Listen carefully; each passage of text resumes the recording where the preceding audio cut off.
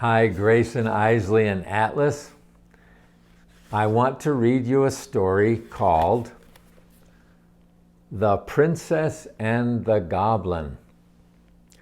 The Princess and the Goblin. It's by a wonderful author named George MacDonald.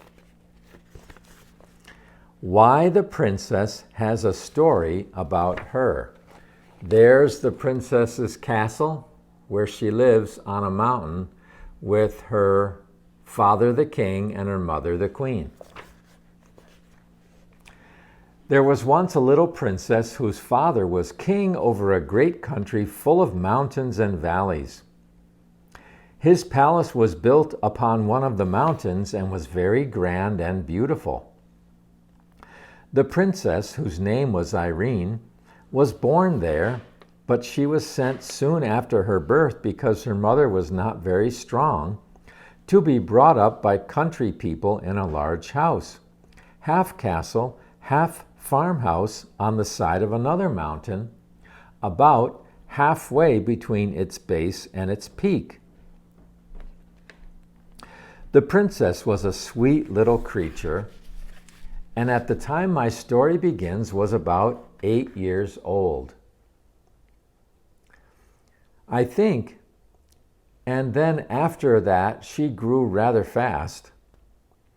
Her face was fair and pretty, with eyes like 2 bits of night sky, each with a star dissolved in the blue.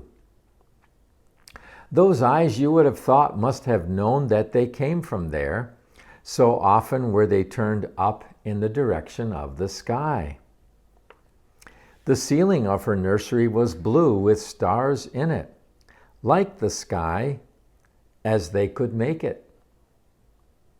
But I doubt if ever she saw the real sky with the real stars in it, for a reason which I had better mention at once.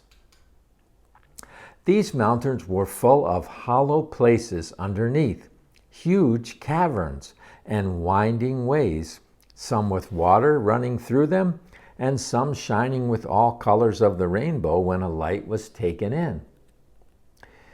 There would not have been much known about them had there not been mines there, great deep pits with long galleries and passages running off from them. These had been dug to get at the ore of which the mountains were full. In the course of digging, the miners came upon many of these natural caverns. A few of them had far-off openings out on the side of a mountain or into a ravine.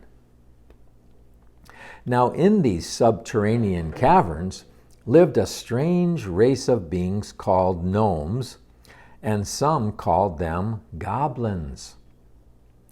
There was a legend current in the country that at one time they lived above ground and were very much like other people.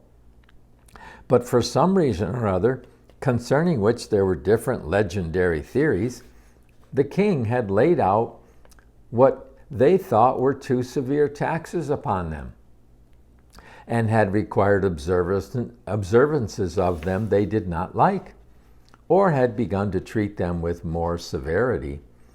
In some way or other, the consequence was that they all disappeared from the face of the country.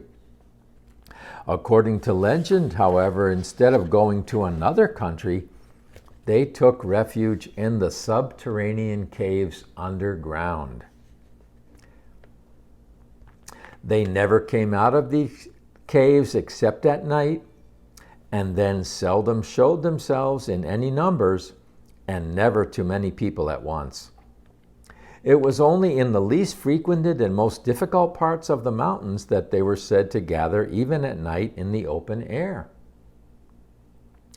Those who had caught sight of any of them said that they were greatly altered in the course of generations, and no wonder, since they lived away from the sun in cold, wet, and damp places.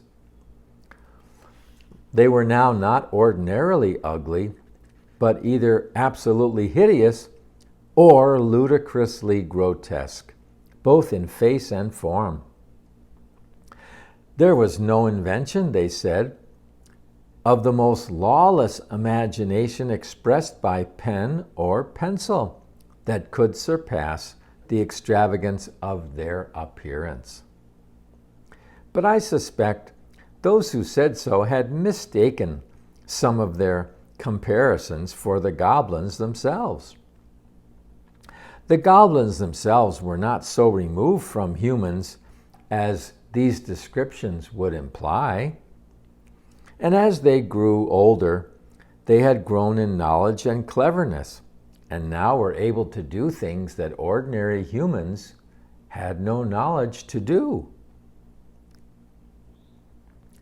As they grew in cunning and ability, they grew in mischief, and their great delight was to annoy the people that lived on the top of the ground as much as they could.